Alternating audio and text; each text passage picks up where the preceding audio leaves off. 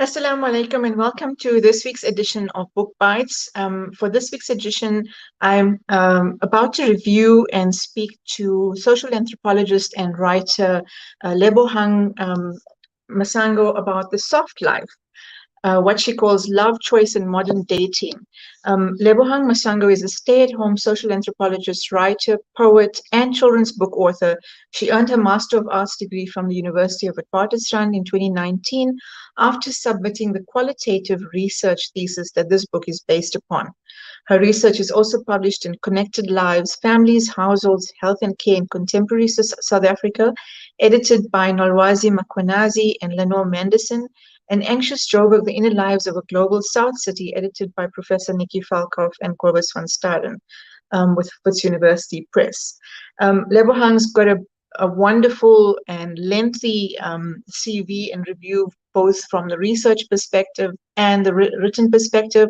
Many would identify her debut children's book, Mfumi's Magic Beads, which was launched by David Philip in 2018.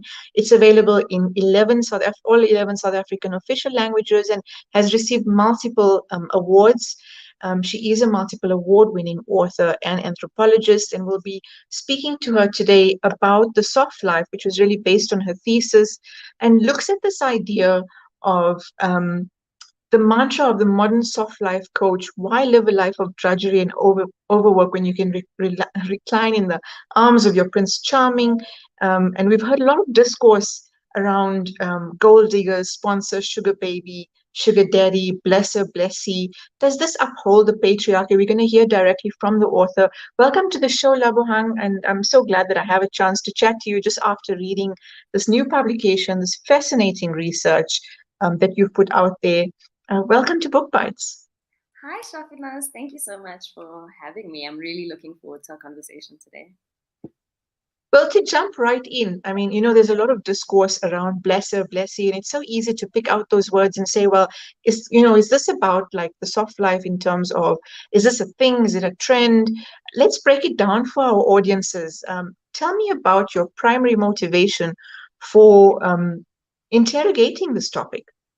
Okay, so the reason why I thought it was important to study this for my master's and now to write a book is because I would go everywhere and just hear the conversation around blessers and blessees and now slay queens. And what I would notice is that it's really like a negative kind of conversation, negative connotations around Black women's relationships.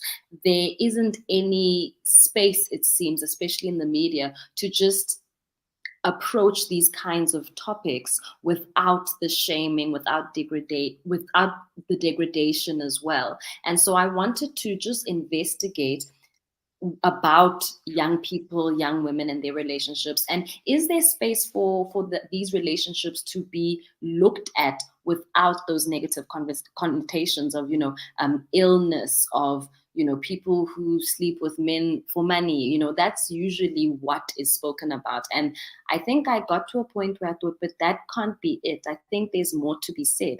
There's interesting ways that young people are using social media to realize their aspirations. There's interesting work being done by these women to actualize their dreams and themselves in very difficult circumstances. So that's what mattered to me, trying to figure things out and get away from this loud, often repeated kind of sensationalism. Well, you even talk about how the discourse carries across to social media in current times, and how women are glorified and visualized within these spaces, the public space of YouTube and Instagram and TikTok and all of that. And speak to us about how each of your subjects relate to this glorification of self on the one hand, and also the idea I found that it wasn't just about having an expectation of what men can provide, because each of them are financially capable and economically viable women. Yeah, exactly. And that's what I think excited me about writing this book, because I think when the conversation is had in public and through, media platforms, they always want to highlight those young women who have decided that they want to have very extractive relationships perhaps with men, and that they want their lives to be sponsored. So I was interested in looking at dynamics that are not necessarily like that. These young women, there's 5 of them: Camilla, Boni, Lihle. We've also got Jolie as well. And these are young women that are in their 20s to 30s. Camilla is a publicist. Lihle is an entrepreneur. Bongi is an entrepreneur as well. Nomonde works in the advertising space. She's an advertising executive. And we've got Jolie, who's an actuary. So these are ladies who have worked really hard, and they are on social media. And what they explained to me about social media, it's a space in which they can visualize the kinds of lives that they want to live, because with social media, it is a window to other worlds, and not necessarily other worlds in an ethereal sense, but you are able to see your peers in different countries, in the UK, in the US. How are they living? What can they afford? What are they doing? And so because, Instagram is a thing, people are realizing that actually I can travel the world if I want to. I don't necessarily come from a background where I could afford these things, but that is something I can have for myself and the family I'll have one day. These are realizations that they're having. But the thing that connects these women, what is common among them all, is that they have realized that with South Africa being the way that it is, perhaps in other countries, young women can actualize the lives of their dreams purely through hard work. Whereas in South Africa, because of various socioeconomic, uncertainties, because of crime and all kinds of insecurity we experience, they're realizing that one thing they do have control over is the kind of relationship they enter into. So they want to be in relationships with men who are also self-sufficient, who are also driven, who are also ambitious. And that's basically what I'm trying to highlight here, that these are the concerns that they have as young women. But really, as South Africans, as people who are trying to make lives in this country with this uncertainty, I think that we can all relate. And what I found interesting is, as much as we can say, the sort of entrenchment of patriarchy comes through in this expectation of men to be providers, there is an agency in the way they operate. There is this choice factor. It's not that they're dependent on that financial assistance or financial lifestyle management or whatever you want to call it. So I appreciated that perspective. And then the aspect of coming through COVID, coming through a pandemic that put everything to a standstill, that questioned every hustle you could think of. But there was this ability to manage and survive and even thrive perhaps through the situation, with or without a relationship. Exactly. And COVID is an important starting point for this, because I think for South Africans and anyone reading the book, it is a common, we all experienced a common sense of devastation and loss and grief and panic and uncertainty as well, especially when it came to financial issues. And so I start the book there, and just to show where each woman was.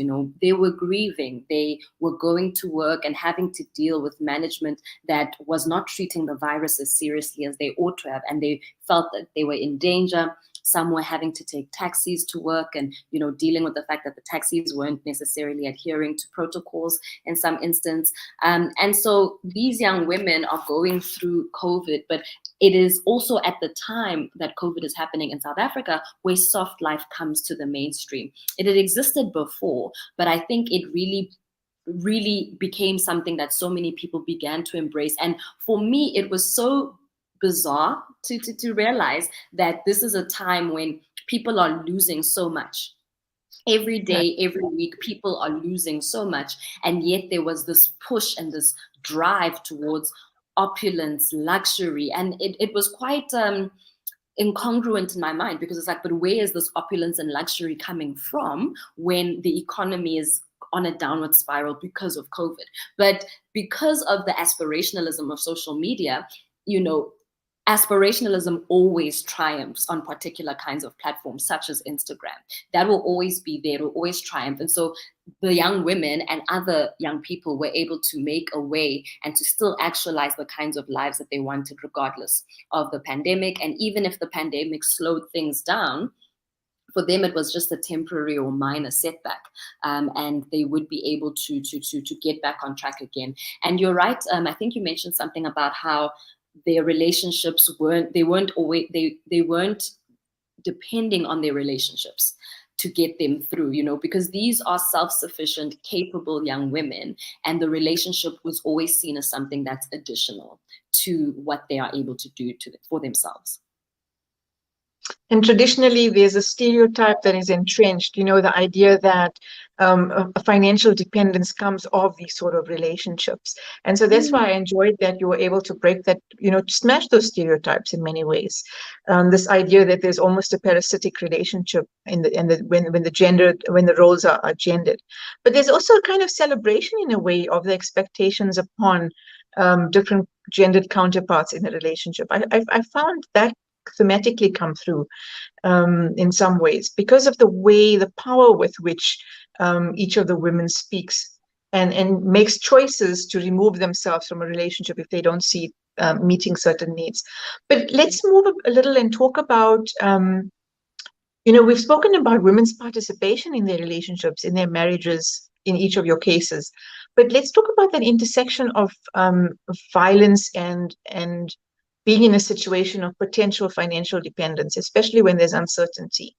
I mean, we know they're capable of earning, but there are these pockets of uncertainty. Let's talk about women finding themselves in an unsavory, in a violent situation, and what happens within these spaces.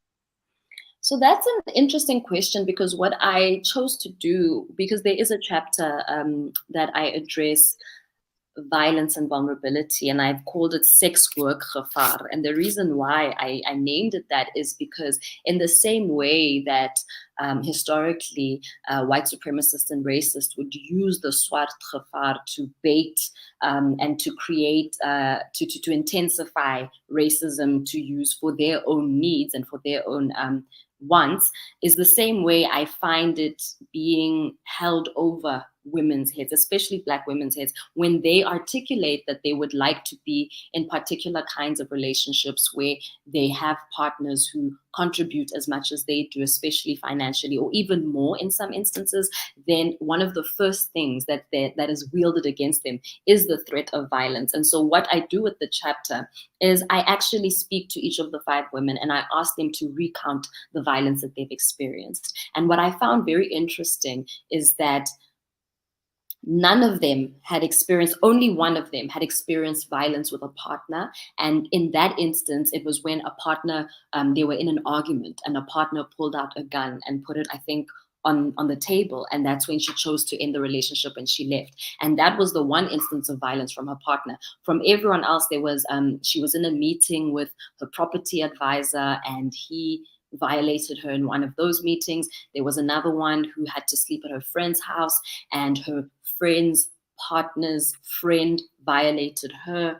There's another one who was on a date with a young man and they went back to his house and that's where he violated her. But in all of these instances, what makes it, what's common through all of these instances, and I think this is something that I'm hoping that readers will be able to relate with, is that it's not necessarily your relationship that puts you in danger as a South African woman. You are in danger because you're a South African woman, period, whether you're in public or private. And our gender-based violence statistics show us this, that women are in danger in any space they occupy. And so because it is often used as I suppose, scare tactic when young women want to say that this is the kind of relationship I want, I did want to dig deeper to say, well, is it true? Is it true that if you're in a relationship where your partner is contributing financially, perhaps more than you do, is it true that you are at more risk of being violated? And what I found just from the small set of people that I was speaking to, which is 5 women, I found that that's not true. They were in danger in any space they were in because they're South African women. And this is a reality that we all know very well. We do live in one of the most violent societies or countries in the world, where as women we're very, very aware of our vulnerability in those spaces, no matter how economically active and how, the spaces of privilege or financial activity that we regard ourselves in. So taking from that, I mean, I thought about how we talk about smashing stereotypes, but at the same time, there are this thematic reference to holding up the status quo, the patriarchal status quo. Speak to us about some of that. I mean, I'm trying to pull you into the more sort of academic dialogue, but I think it's necessary to give some grounding to some of the research and data that's come up through this book. Yeah, so I think one thing I do always like to clarify is that, as much as I am a feminist myself, I accept that this is not necessarily a feminist text. And what I had to think through while writing this is that, okay, if I'm going to uphold my desire to produce a feminist text, what will it look like for the young women who have entrusted me with their stories? Because as an anthropologist as well, anthropology, I'm not here to judge, to say how feminist something should have or should not have been, but it really is about telling a person's story and analyzing the story as they have told it to you, and analyzing a particular moment or piece of culture as you see it. And that's what I'm hoping to have done. Does this uphold the status quo? It is. It is not by any means an anti-patriarchal kind of text. These young women are not anti-patriarchal at all. In fact, these are young women who have realized that, okay, we have we have limited choices, right? So we're South African women. We're surrounded by the violence that we know we're surrounded by as South African women. And so the only spaces for carving out some kind of autonomy, the only spaces for carving out some kind of freedom and a semblance of a life that looks like the life that I want for myself is through money and, an economic path. And I myself, as this young woman, have set myself up to actualize these things. And so for me to be able to truly access the kind of middle-class life that I want to live, I'm going to have to do so through my romantic relationship. And we know that women have always been able to move through class barriers through marriage. Marriage has always been that kind of institution. Even when you look at something like ilobolo or African bride wealth customs, where a young woman can be brought into a family, but her family must be given cattle for her to come into this family, and other kind of bride wealth customs. We know that, the economics is sometimes the only way for women to actualize particular kinds of lives. So yeah, that's actually, I'm really comfortable with the fact that this text is not necessarily breaking down, it's not smashing the patriarchy today or tomorrow, but it really is just telling the lives of these women and hopefully providing us all with a way to speak about Black women and love and aspirationalism without resorting to shaming anyone. And I truly appreciate also that there's this unapologetic sort of,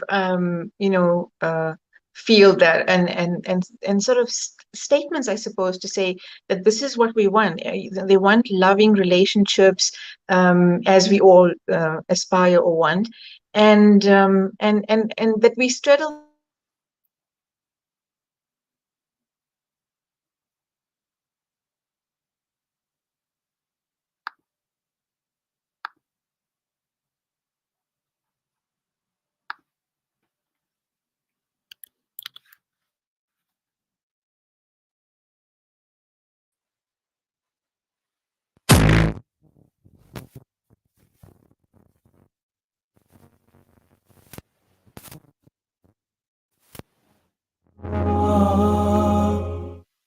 Discover the Africa of your dreams and surround yourself with her spectacular beauty. Relax beneath her serene sunsets and explore wildlife at its natural best. It's where the pride of Africa comes together. The Kwantu Private Game Reserve. Get to know the Big Five or cruise on an elephant safari game drive. Interact with lion and tiger cubs and enjoy world-class halal cuisine while we pamper you during your 5-star stay. Indulge in the true African experience. For reservations, call now on 042 203 1400 or visit kwantu.co.za. The Kwantu Private Game Reserve, the place of gathering. Rejuvenating.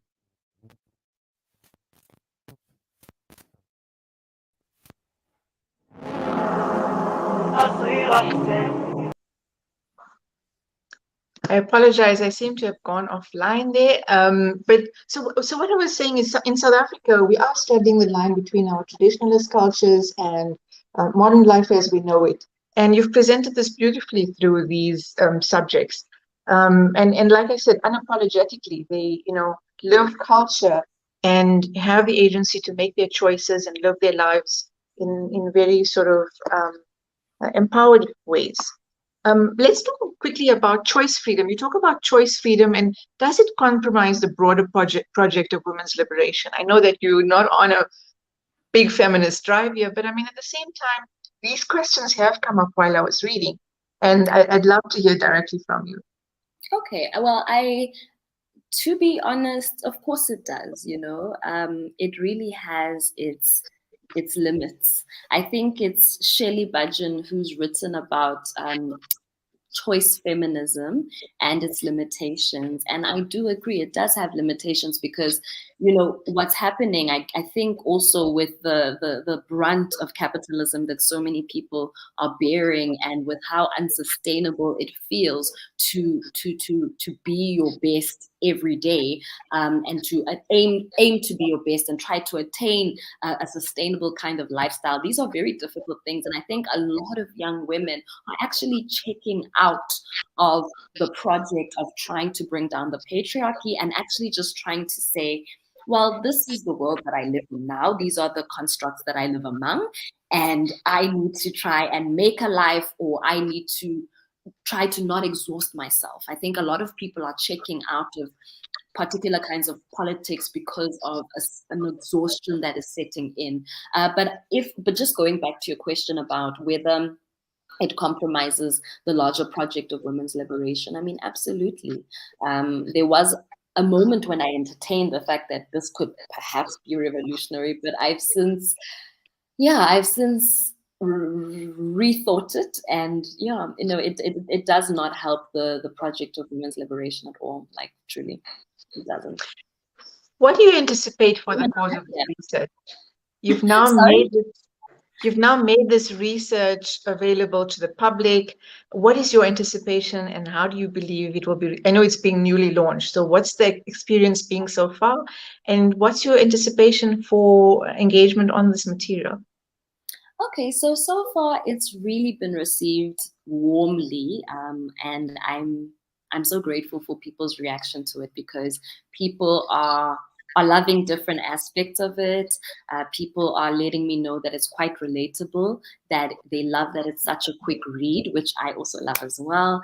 And people seem to really agree with what I'm saying. And of course, not everyone agrees, which is perfectly fine. But I think I love that it's achieving what I wanted it to do, which is to say, let's look at young Black women's lives as they are and speak about them as they are, without, again, shaming and morality policing and so on. So as far as that goes, I'm really grateful for it. I sat with my friends and I showed them the book and we spoke about it. And what I loved is that they said, we really hope that this book will help people to be unashamedly who they are and to be unashamed of wanting what they want. And I would love for that to be the result, really, because, I want women to be happy. And we might not be our happiest, best selves under the patriarchy, but if the patriarchy is going to be here for 50 more years, and a woman is finding ways to carve happiness and a little bit of autonomy and a little bit of joy, then I'm fine with that. Fantastic. And I think there's also this deep sense that we create meaning out of a cultural discourse. And our cultures, our traditionalist cultures, are so deeply embedded.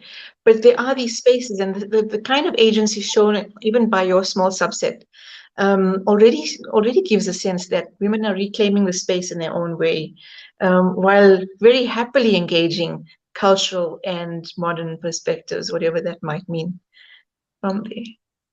Yeah, definitely, definitely. And as you're saying, people are finding ways to make things work for them. And what we love about what I love about culture is that it is dynamic. It moves as we move. It changes as we change.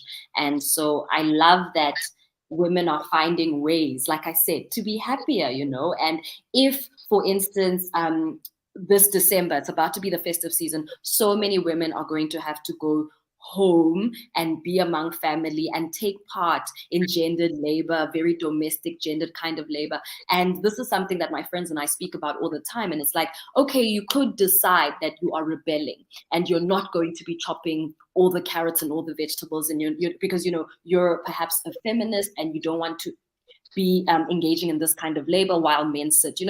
I mean, that's fine. It's fair to want to do that, but at the end of the day, food has to be cooked, food has to be eaten, a sense of community has to be cultivated, and everyone has space. So how do you go to these spaces and work with the women who are already there, who have to do this work whether you engaged or not? How do you cultivate a sense of community with them and be able to perhaps, as the years go by, change the way you all engage in this gendered labor, but still ensure that things have to happen the way they do? And these are things that women have to think about all the time. But like I said, women are putting money together and getting caterers. Women are finding ways to create joy in those spaces. And for me, that really is what it's all about.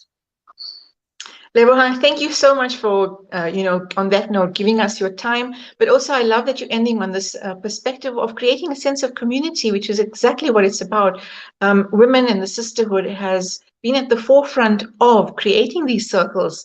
And our children are brought up in those spaces, seeing that and getting directly involved in cultivating those spaces around times of joy and times of grief and that sort of thing. So once again, thank you so much for giving us your time this evening. We wish you, from BookBytes and the team, everything of the best with this new publication and your previous publications and anything further from your pen. And with that, a wonderful week ahead for you. Thank you so much, Shafinaz, and thank you to Salam Media for this interview. I've really enjoyed speaking to you today. Thank you. Fantastic. And so there you have it. We got a chance to speak to Lebohang from her new book, The Soft Life. I hope that people will be picking it up and adding to the discussion. Assalamu alaikum wa rahmatullahi wa barakatuh.